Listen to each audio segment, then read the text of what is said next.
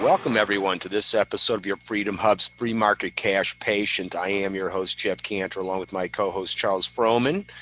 We are sponsored by the Marketplace for Health, Wealth, and Freedom, and we are the Disruptors Intersection, where we are trying to bring all of those that are kind of disrupting things out there to get us to a better place. Now, if you didn't notice, we seem to have a dilemma in the medical profession, and our whole purpose here is to help kind of break the back of all of this and get this back to where it's consumers and doctors, and that's the way it's supposed to be. Third parties aren't going to make it better. We do have an app that's a part of this ability to work directly with your doctors, and we'll certainly have some videos and episodes about this, and you'll certainly want to learn a lot more about it because it's going to facilitate the transition away from a top-down to a bottom-up approach. And again, you do want to visit the website. So when you get over there, just to give you a quick cook's tour over there, this is the main area within the site. When you hover over the home tab, you'll notice webinars down here. Well, that's where the shows reside. So here we are today, and you'll see we're going to give you a breakdown. We had a show a little earlier in the day. Here's the one that's at 7 right now we're attending. We'll also show you a Thursday night wealth webinar series we do, all the future guests. And then lo and behold, here at the bottom are all the links where all these videos are released. So on the weekend, every video is released on all of these platforms. So as an example, here we are up on BitChute. Over here, lingering at Brighteon and breaking ice at brand new Rumble, another new player in the field. Now, also when you're in the home thing, and after you've learned about these webinars, if you hover over home, you'll notice continuing the conversation. Well, guess what? These topics are not like one and done, like just taking a good, nice, comfortable shower. You need to get involved. So you're going to stroll on over to the continuing the conversation page, where you can then directly connect with speakers of all stripes that have been here before and become participants with them in their cause, communicate, blog, read their materials. And again, here are the direct links to all of their videos when you get right over to the main site. And then on top of that, we are having a variety of organizations and people fighting for our freedom. These are all the most important issues. We certainly add as we come across them. And it's not like you just find one to favor. You really do need to take advantage on all of these. And in fact, there are a number of organizations in this ever-growing list that are fighting for us, as well as also videos and stuff at the bottoms of all these various pages. Now, we do want you to join that health revolution as we indicated. So we have a special tab over here for that under the Join the Health Revolution. Also, we have a little video for everyone to be able to go over there. So you'll see a lot more about it. And then we do actually have, just this, because it's so timely, we have a marketplace. It's exceedingly selective. We do not list lots of things in here, only a handful. And lo and behold, we have a medical directive card for refusing vaccines. So it's very timely. And this is one of the most powerful ones legally written. So let's go into tonight's guest and find out all of what's in store for us here today. So Charles, if you will take the reins. Gladly, Jeff, and welcome, Don. It's a privilege to have Don Richardson on tonight, because as activists get into the health issue, and specifically the health freedom issue, they learn that it's pretty Orwellian, this vaccine issue, especially since there's so much that the corporate-owned media won't tell you about all the facts regarding the pros and cons of this preventive intervention. Don has been for over a decade the advocacy director at the National Vaccine Information Center, which started by Barbara Lowe Fisher, I think somewhere around the 80s, because that's when they got their bill passed. It had some good parts and some problematic parts that has brought us here today. I met Barbara Lowe back in the mid-2000s when, for the Free Market Doctors Group, AAPS, and another natural health group, I was sent to go staff what we called a cattle call in Prince George's County, Maryland, where a attorney a local attorney was threatening mostly minority parents with truancy if they failed to catch up their kids before school. And that was my introduction to vaccines and the fact that there was no concern given to the parents about exemptions. Were there any individual medical reasons, family histories? No, it was just get your shot and get in school and quit asking questions. And since then, I've lobbied a bit in Virginia, and I've helped kill a couple of bills. But with Democrat control in Virginia, we lost big this past winter. The legislature took themselves completely out of discretion on what shots our school kids get. And now with COVID, the whole storyline has been locked down and mask until there's a vaccine to rescue us. Well, now we know, with polls showing majorities against the COVID mandate, that this shot is using a novel way to immunize. That's not like most typical shots, and there's no long-term testing, obviously.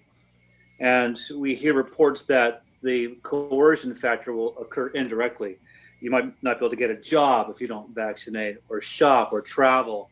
And what's Bill Gates up to with all this great reset stuff going on?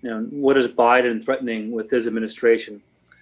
And in the short term, we have this immediate problem with DC's government, where they want to allow kids to get vaccines without getting consent from their parents. And then, and worse, concealing the kid's vaccination from the parents. So the kid's going to come home injured, and the parent will have no idea why the kid is injured. This gives us a great opportunity right now to start a grassroots movement to get our legislators in Congress to overturn DC's act and prepare for what's coming at us in our state governments. So Don is the perfect person to catch us up on the existential nature of the vaccine issue and why no one has an excuse to ignore it or to downplay it. So that's our intro, Jeff. Okay, very good. Well, Dawn, it's a pretty daunting topic, and unfortunately, it seems like it's not getting better, but getting worse in the short term before it's going to hopefully get better. But let's hear from you. I'm going to give you control of the screen, and the floor is yours. So I wanted to just introduce myself, Dawn Richardson, Director of Advocacy from the National Vaccine Information Center. I cover all the legislation throughout the United States, all 50 states, and we are in unprecedented times, as you've all seen. I'm going to go ahead and jump over to a little PowerPoint. We're going to step through some things very quickly. And if anybody here has questions, you can reach out to me, Dawn R, DAWNR, at nvic.org. Nancy Victor I Charlie, Dawn R at nvic.org. Please send questions. I know we're going to cruise through a lot of information, and for some of you, this might be new, and I know you're going to want to talk to your legislators, and if you need more details, please contact me. I just want to kind of give you, okay, I'm just going to quickly kind of show you how we got to where we are right now. We've tracked all the vaccine bills going, we started the advocacy portal, which we track all the bills and issue positions and analysis since 2010 is when we first started, we launched. And you can see the number of vaccine related bills that we tracked across the United States in all 50 states and the District of Columbia. You can see we went from 91 in 2014 to the highest ever, 232 in 2020. And that's in 39 states and the District of Columbia. I will mention that last session, there are 4 states that didn't have legislative sessions. So this was really in 46 states. And so, yeah, we have a lot of bills that we're following.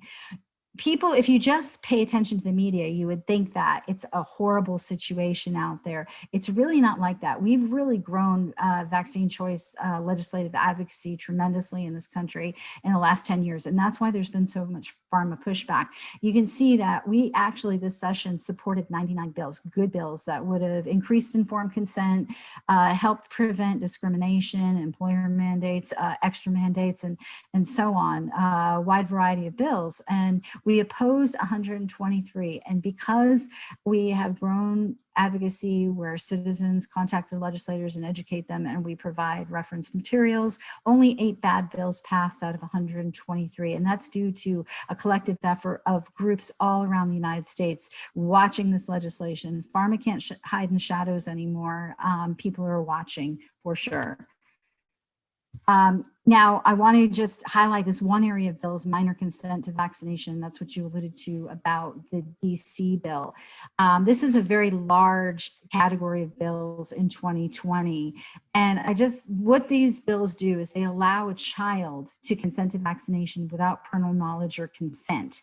And a child is a lot less likely than their parent to understand their personal family medical history, including vaccine reactions, allergies, autoimmune or neurological disorders. And kids don't have the same kind of critical thinking skills or emotional maturity required to make a vaccine benefit risk decision compared to an adult. And the biggest issue here is, like, if a child consents to a vaccination without their parent knowing and they have a reaction, the parent might not recognize the reason for their child's decline in health. And this lack of knowledge could be life-threatening, prevent, emergency care. And what if the child has a past history and then they're revaccinated? So we had this past session 21 bills filed in the District of Columbia and 11 states attempting to let children consent to vaccination. Only the DC District of Columbia bill B23-0171 passed yesterday.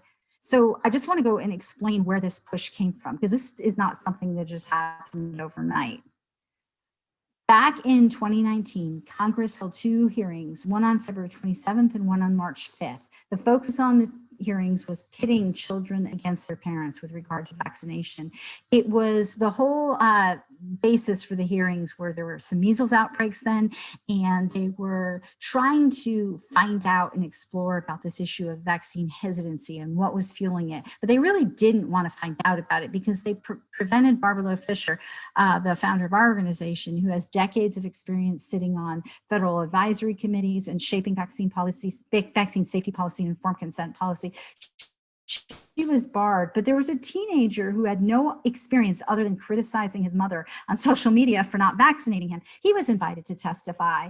And this ill-conceived concept of minor children consenting to vaccination without their parents' consent, it appeared in the media, in media stories, on social media, medical trade groups, backing doctors who are frustrated with having to talk more about vaccine risks with parents, are all behind this whole concept of cutting parents out of the process. This coordinated effort resulted in 13 bills introduced in 2019 and this big jump to 21 in 2020.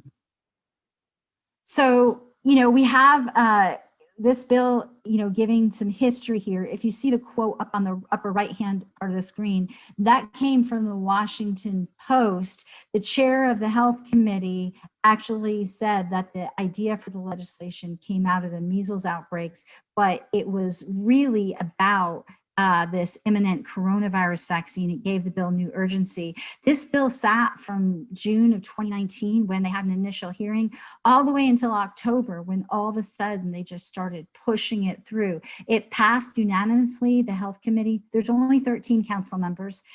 4 of them on the Health Committee passed it. And then they did a first reading, which was a vote of 12-1. And yesterday they passed it 10-3.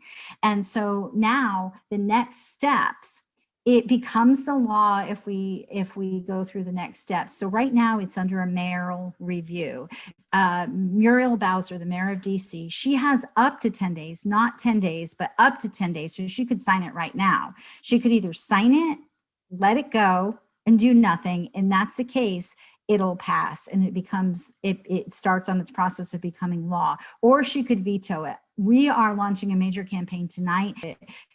People from all around the country contacting her. This is vetoes it. Then what happens? She could potentially, the bill could be overridden. The veto could be overridden by the council with a 2/3 majority. That's a possibility. We're going to have to flip 2 more votes to beat the 2/3, to have 2 people say no to overriding a veto. So let's just say the bill goes through. Then what happens is, for 30 days, it sits in congressional review. What that means is that, and this is all because DC is our nation's capital, it houses our nation's capital. They have some oversight in Congress to make sure DC doesn't threaten our capital city of our nation. So for this to get vacated, to vacate this bill, it's a horrible precedent, it's dangerous, it's predatorial.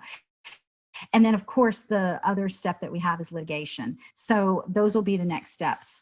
So we're going to start with the veto, and then we'll go for congressional review and vacating it, and then litigation.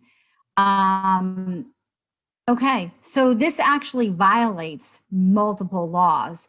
The first law it violates is the National Childhood Vaccine Injury Act. This was passed by Congress in 1986, and it requires a vaccine provider to provide to the parent information on the vaccines before a vaccine is given.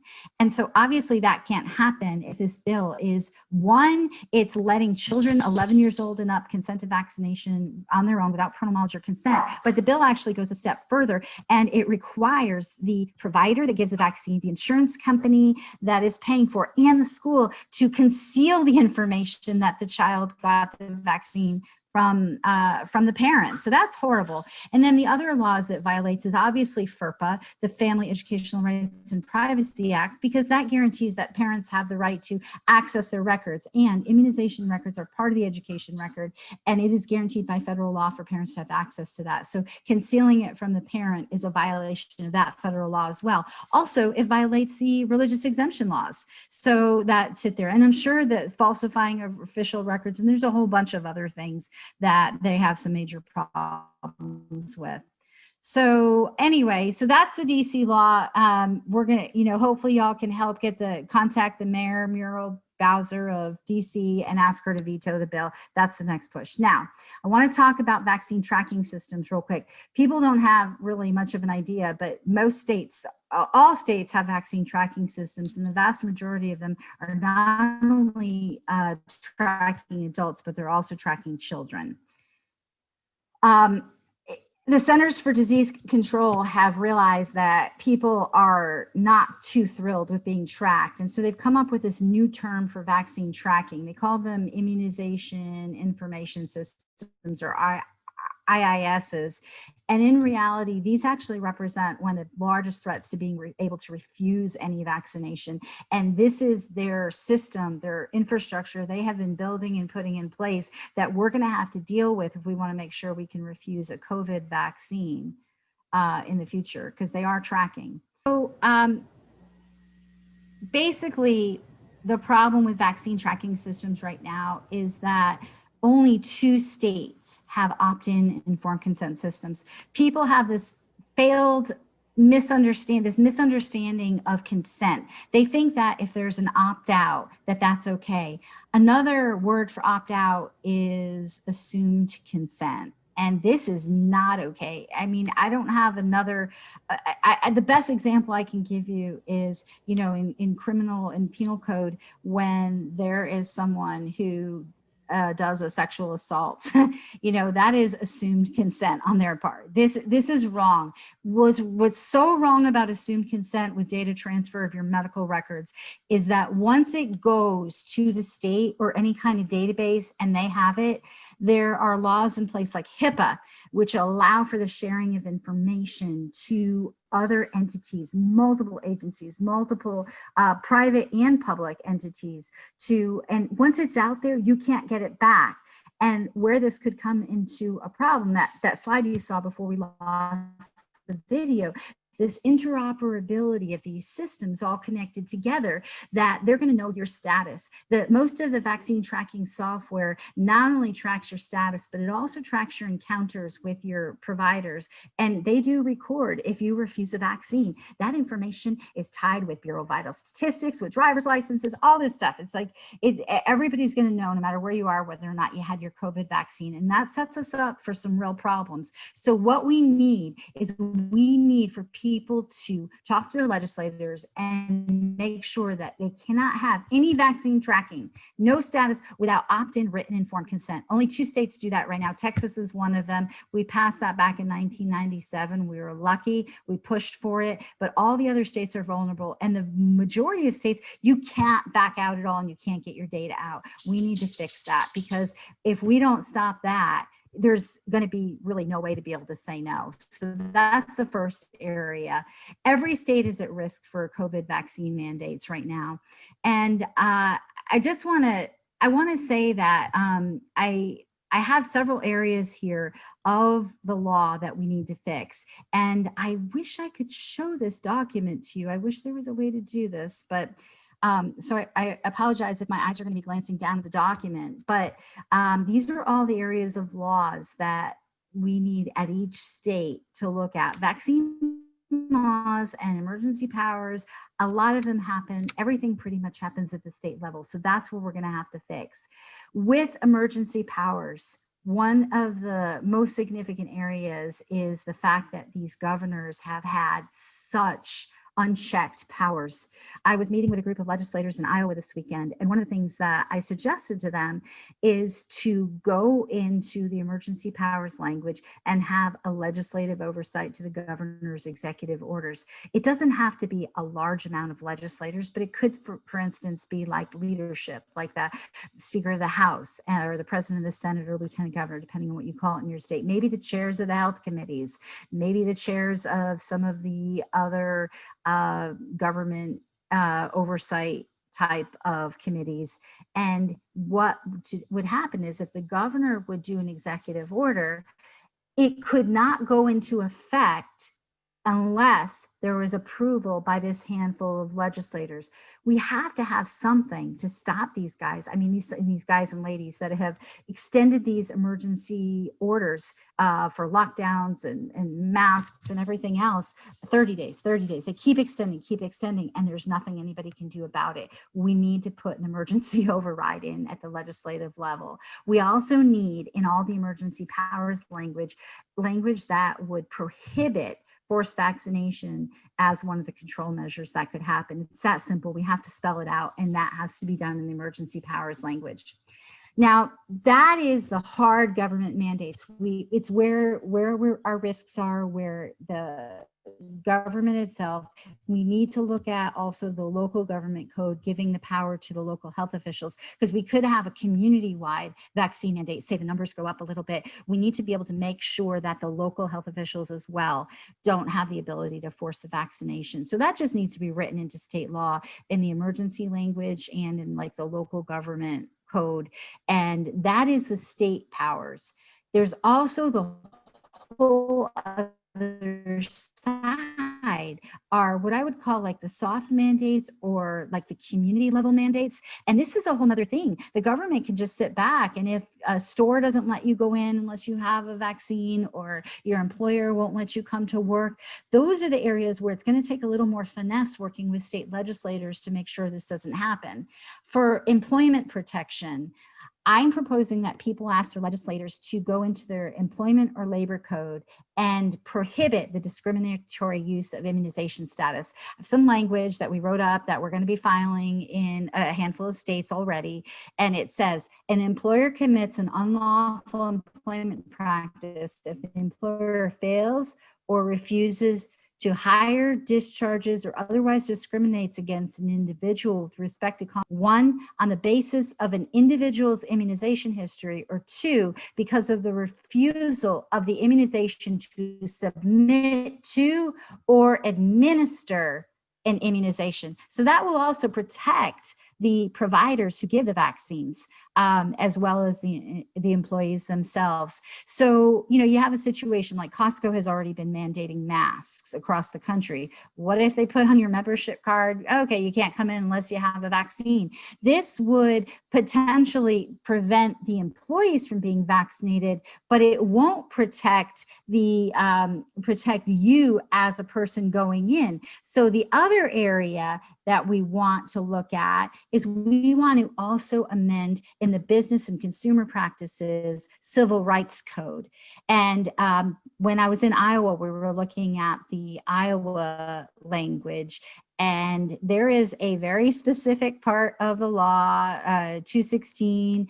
It says discrimination is prohibited. This is where they take what's in, at the federal level, the civil rights that are protected, where it says no person shall be discriminated against on the basis of race, creed, color, sex, sexual orientation, gender identity, national origin, religion, or disability. And then you just simply in that area of code add or vaccination status by any public accommodation. So this would prevent you from being, and there's a lot more language, and I can email this to anybody who wants it, but it would prevent, access, just like, a store can't prevent somebody in a wheelchair from coming in. They have to allow access. And why this is so badly needed, this civil rights code, there are a lot of people that have religious objections, and religious beliefs are protected by civil rights law, but the problem is they don't recognize that in a lot of entities, a lot of businesses or facilities, that's a valid, even though it's available in state law for school children and even for some employees, like some of the healthcare workers. And in some states, I know in Texas, daycare workers, they are required to be vaccinated, but there is a medical, a religious, and a conscientious objection. But that's not going to be honored by the stores. So, but by amending the existing civil rights code that prohibits this kind of discrimination, lack of access, penalties, bullying, all kinds of stuff, you can just add right into it, and it would help tremendously. So that'll handle businesses. We also need to go into patient and healthcare access protection. We need to look at the state's and the medical practice code and the insurance code. There right now, in hospitals around the United States, people are being refused care and any treatments unless they get a COVID test. We don't have to look too far in the future to see, well, that could happen also with the COVID vaccine. So we need to prohibit a denial of both insurance coverage and access not only to a healthcare facility, but also a doctor should not be able to throw you out of their practice because you're not getting a COVID vaccine. We have very specific language for all of those. We've even filed it in some states previously. So I can always refer people, if you want to talk to your state legislators and you think you have somebody that's legitimately willing to file this, reach out to me again, dawnr@nvic.org. We will get you exact language and we'll help look at your state statute on how to roll this in specifically to your state statute. The other area that I've got here that I wanted to bring up was medical provider protection. This is a big area. We need to amend like our occupational code or labor code. Some states have a separate area of code for medical providers than they do regular workers. So we'll have to look at that. But you should have a right to, the provider should have a right to object. And this was actually modeled. The language on this was modeled on some of those initial Religious Freedom Restoration Acts that passed many years ago. And here's what it says. Right to object. A physician, nurse, staff member, employee of a hospital or other healthcare facility who objects to receiving or administering an immunization shall not be required to be immunized or to administer an immunization. And then it's discrimination is prohibited. A hospital or healthcare facility may not discriminate against a physician, nurse, staff member, or employee, or an applicant for one of those positions, or for one of those positions who refuses to receive an immunization. And then it says the same thing for refusing to give an immunization. And then an educational institution or healthcare facility providing clinical experience to satisfy a student's degree requirements shall not discriminate against a student or prohibit admission, enrollment, or employment as a student, intern, resident because of a student's immunization status. So it's really going above and beyond to make sure that the providers are protected, because if we've got to be able to go in and get our health care and not have the doctor be either limited on their reimbursements or penalized, or we even have some protective language for their licensing. A state licensing board cannot go in and go after a doctor if they're seeing patients who have concerns about the safety of the vaccine, especially for this COVID vaccine, that the technology, the RNA technology and everything that they're doing with it, there's a lot of implications for down the road with re-exposure to certain viruses. And then what can happen then? It's not just the side effects at the time of the vaccine, but it's how it's going to affect how your immune response is, how your immune system responds in the future. Some remedies, we could have all these protections in the world, but if we don't have any remedies in law, we're not going to be able to get anywhere.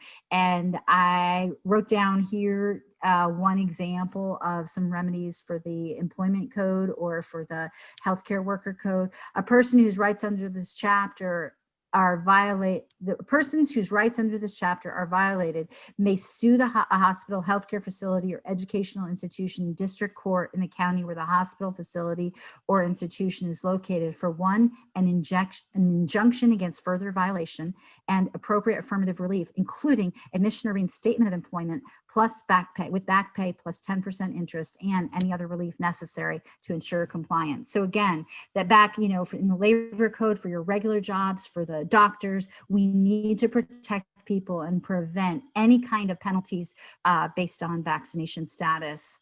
And then one more area, the final area that I wanted to talk about were driver's licenses. We have those real IDs now. We have the little stars in Texas. They're complying with federal law. We need to go in and amend our state transportation code, or whatever it's called in your state, and prohibit vaccination status from being tracked or linked to or accessible by driver's license or state with your vaccination status. It can't be linked for both your driver's license or a state ID.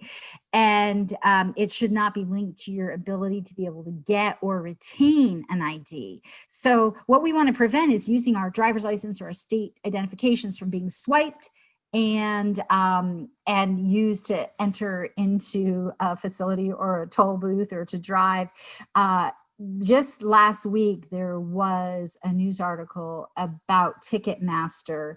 That's one of the commercial services that allows people to purchase tickets to large venues, concerts, and other large events. And they have been working to create a system where your vaccine status and your testing status for COVID can be recorded. And if the facility or the venue that is hosting the event chooses to make it mandatory, they will be working with requiring people to have an app on their phone and to have their status uploaded and certified, and then you can't get into a concert. This is so dangerous. The contractor that's actually one of the contractors that's doing this on the consumer side is a company called Clear. And you'll recognize that name because that's the same company, Clear, that you see in the airports as the commercial entity providing like TSA-like services. So they already have the setup for airline travel ready to go. So we really need to go in on our state transportation codes and prohibit any kind of linkage of our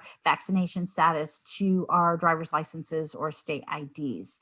So I think those areas are the main areas that we really need to cover and talk to our legislators about getting amended so that going into the 2021 session, that we have some protections in place against mandates, both at the government level, emergency powers, and for traveling, and then also with the independent businesses to prevent access to healthcare, insurance, education, and in the other areas that we mentioned. So with that, I'd like to open it up to questions from people. I feel like I just talked very quickly and tried to get a lot of information in, and I promise if anybody reaches out, we can get you more information. But this should just give you a nutshell of just scratching the surface on what we're up against and the heavy lift that we have ahead of us to get some protections in state law.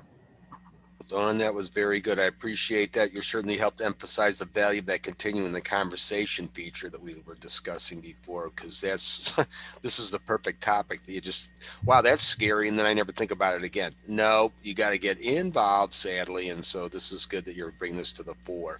And if you take what you're describing to a further extension with the driver's license, what about if I want to get life insurance, or what if I want to do this? There are going to be so many other areas, and you haven't even begun to scratch the surface of what that's going to bring. Exactly. Really, Like pretty much a any slippery ability to slope to participate in doing anything. society.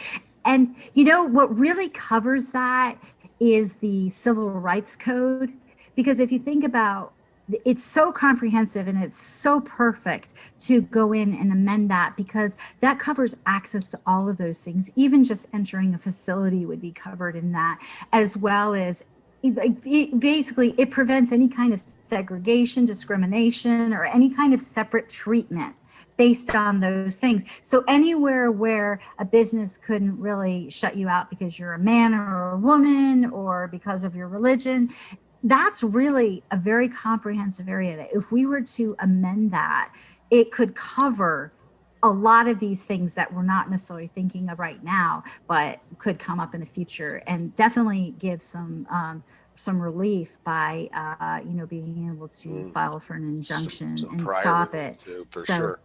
Is there any movement to try to make that so, or you're just saying this would be a great thing if we did? So we're trying it in a handful of states. Hmm. I'm working with some legislators to get some bills filed. That's what I've been so busy this week trying to get the a specific language for it to work within the states that we're working with. We're hoping to get some models out there so Perfect. that other states can pick it up. We're under the gun. Some states have filing deadlines, like Virginia. It's coming up, I think, on the 30th, and so we're running around trying to get some of the legislative drafting services to get this stuff together and get it filed. So yeah, it's not just a pipe dream. We are going for it in a Excellent. handful of states, and we're going to share the information. A lot of this language I actually drafted in 2002, and I brought it to the Texas legislature and talked to our friends there. And you know what I was told? I was told, oh, you don't need to worry about this. This will never happen. I'm like, it is going to happen. I had worked so hard on fighting the vaccine tracking system in Texas. In 1997, we passed the law that it was opt-in informed consent. And I just had one of those mother gut reactions that I bet my kids in there, I bet they lied. I bet they already did it. And they were just passing the legislation to enact the registry to cover their butts because they already took everybody's information. And sure enough, we were in there. Not only was my daughter in there, and it didn't have any of her vaccines, but it had all her personal information. It had my husband's social security numbers. And my background, for those of you that don't know, I have a degree in electrical engineering. I used to work for IBM in data control, and computer security and how data flows through different systems and networks. It was something that I was very familiar with, not only from my education, but also from my job. And when I saw that they were trying to force vaccine tracking systems, I jumped on board, and we got the law changed around from a forced inclusion to not only do they have to get permission to go in the registry, we actually put another layer of protection even closer to the data. We prohibited doctors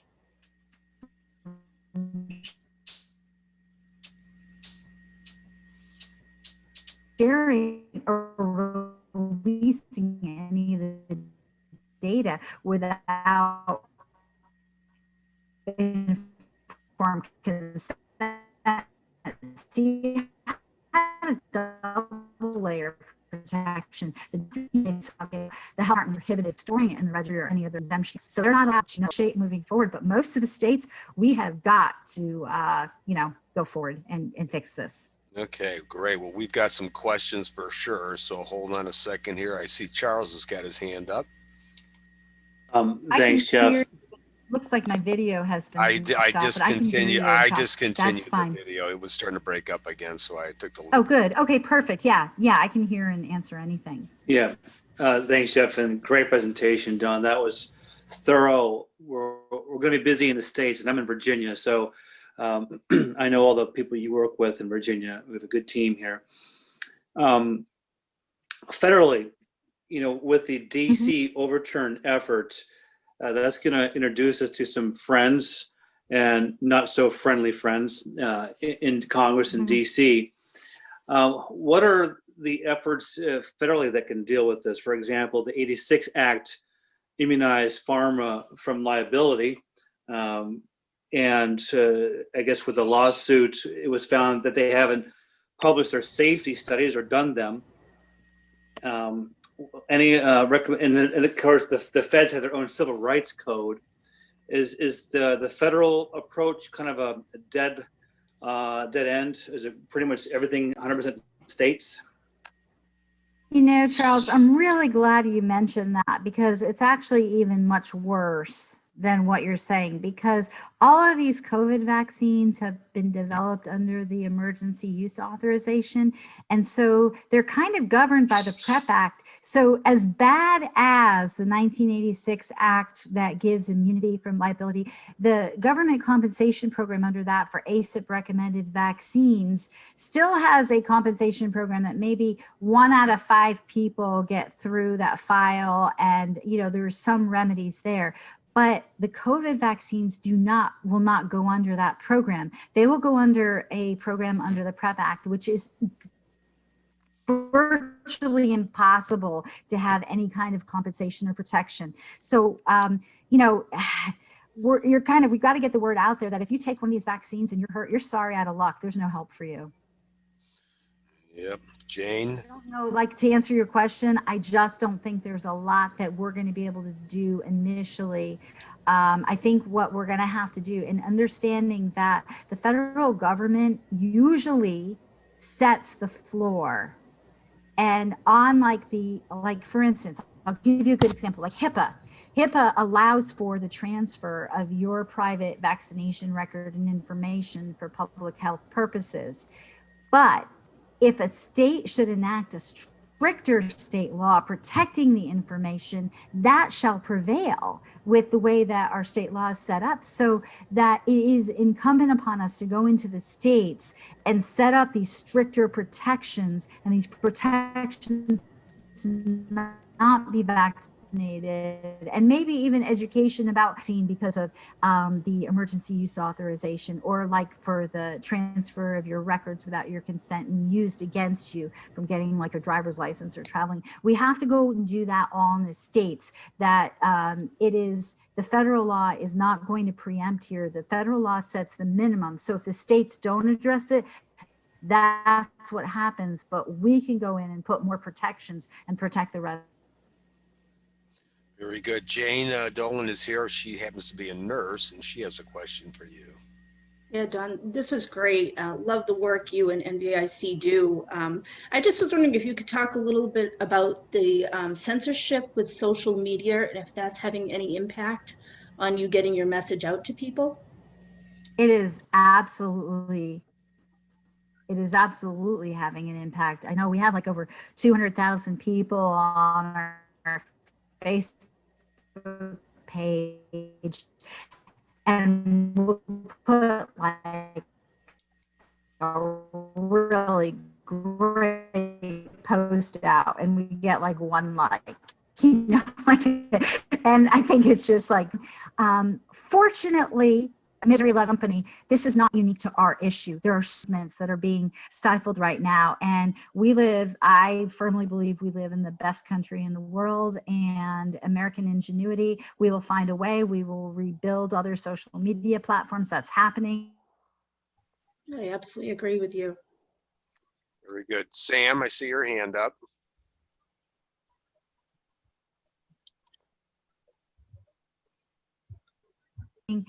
I know we've all gone and got, and it's going to be a little bit of, yes, people take the amount of technology and the equipment. And so, yeah, people losing their YouTube accounts, it's huge, because if they're trying to stream stuff, and they're going to have to find one of these alternatives and move everything over. So yes, I think, people shouldn't give up their social media accounts that are currently being censored, because there's still some reach, but everybody should be backing up moving to and duplicating their efforts on social media platforms that don't censor. That is the only way that we're going to be able to continue to get our word out. And also shoring up and building up everybody's email lists. Make sure that on all your social media platforms, all your organizations are collecting people's email address and start sending out, regular newsletters to start transitioning people so that if some of your websites. I do want to bring up one thing, if you'll indulge me for a second, because I really want to warn people about using Google products. Google products like the email Gmail, if you are on that, you're agreeing to content extraction. Google does not hide the fact that they profile just about everything you do, whether it's a web search or it's an email that you send through their services. And they're building, ostensibly, what they say is for marketing purposes, so they could bring you all the products and services, they with their advertising and tailor it to your experience and all that. It just raises the question, what else are they doing with it? So why make it easier for them and hand it over? The recent congressional hearings on some of this stuff, the hours have come out to talk about, I know the Epic Times had a great article, the election affecting that the people that tended to lean more towards the liberal side were getting the reminders to go out and vote, whereas they kind of did like a sting thing where they had out there and they were tracking and recording what was happening when they popped up on these Google searches, and what through like historical web entities like like the Wayback Machine. You can't see that stuff. That stuff just disappears, but they recorded it live and could show that the people that were profiled to be of one particular political persuasion were getting the reminders to vote, where the people that tended to be more Republican or conservative leaning were getting no reminders. And they called them out on it, and they stopped a few days before the election. But it's just, if you have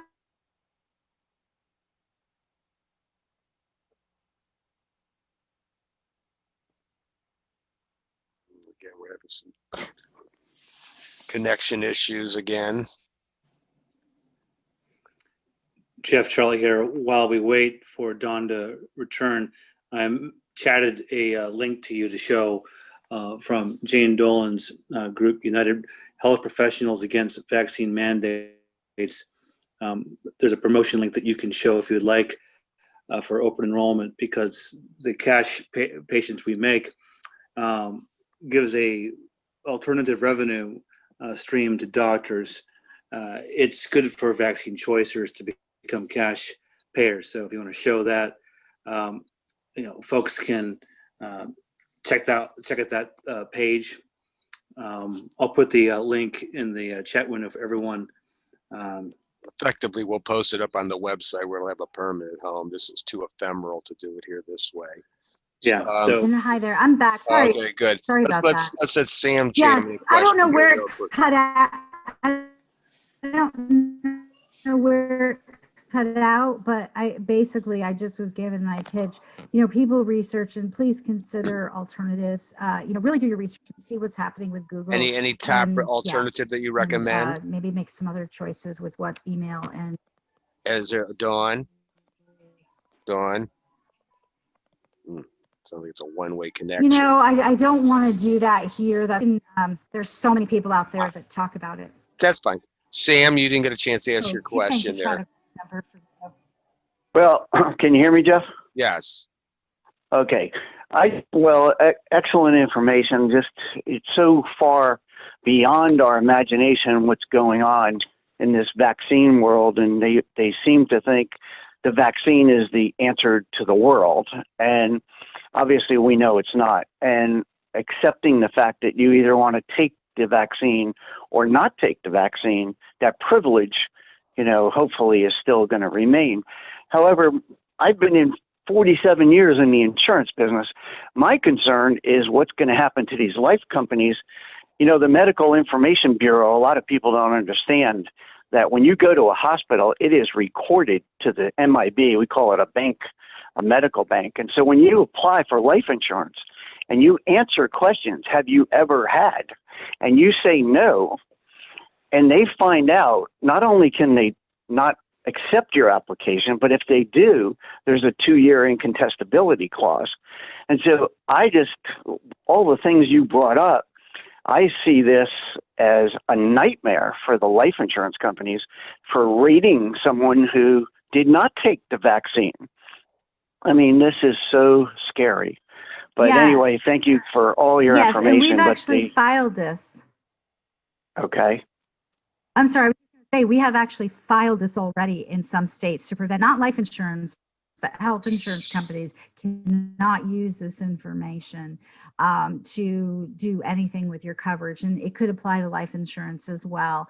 They're going to be wrong with how they do their analysis anyway, because they're not going to know to look at what's going to happen to their lives as they go down the road, and if they're going to. We don't know. It's such a new vaccine. We don't have 30 years of history to show what's going to happen. It's a crapshoot. Nobody's going to know what's going to happen, especially the fact that it's using this RNA technology.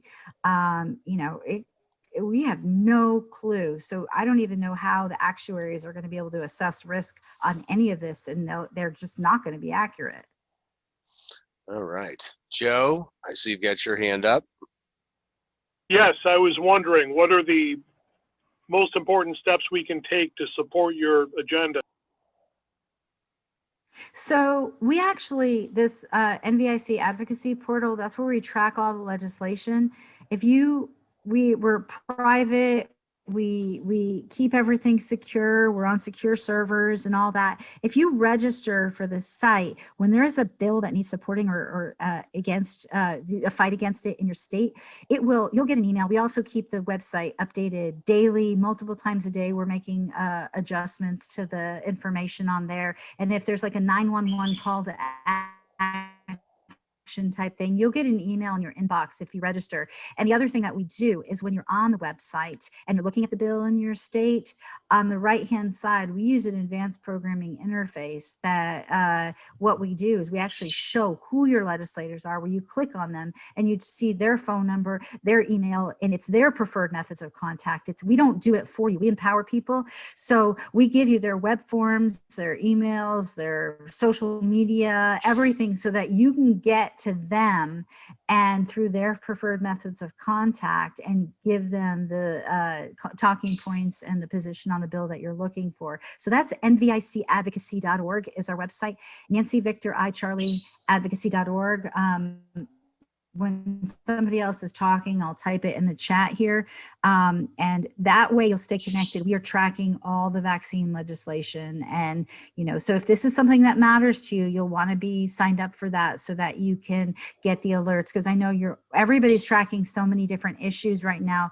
What we do is we just concentrate in this one area so we can get you that information in a timely manner.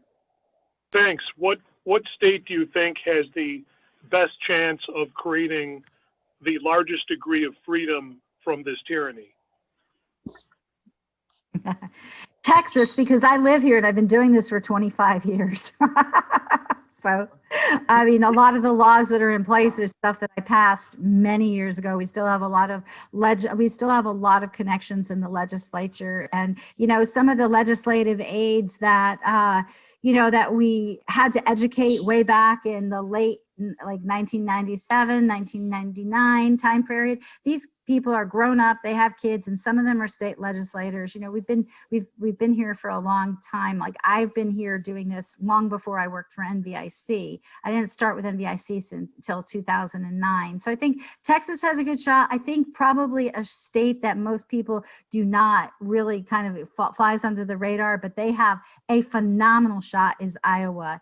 I mean, the people that enjoy freedom and they're good, hardworking people, good family values. I mean, the legislators there are so strong. They have a majority. Just to kind of illustrate, just on the vaccine side of things with the legislation, last year, there were 20 vaccine bills that we tracked in Iowa.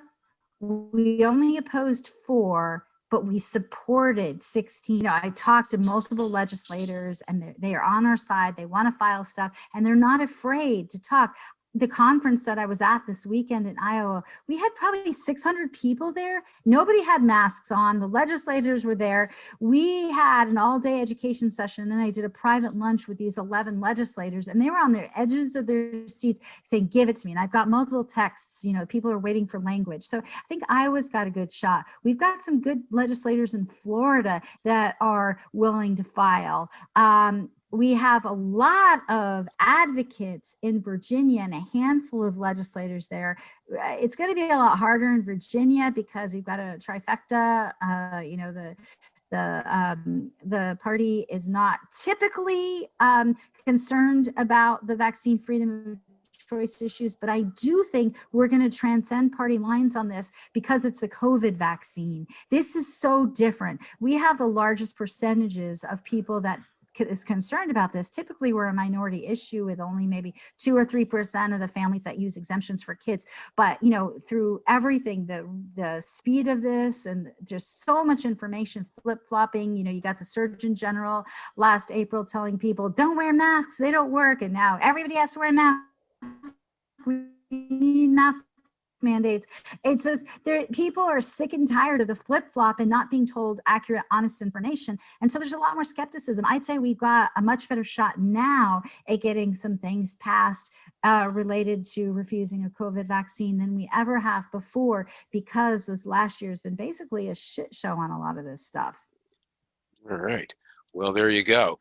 And that goes to, again, show why you're going to want to circle back here to continue the conversation, because we'll have an entry in for her starting up over the weekend, and we'll certainly have a lot of this information we've been trying to pump around in the chat box with a permanent home where you can find it and move forward with a regular basis.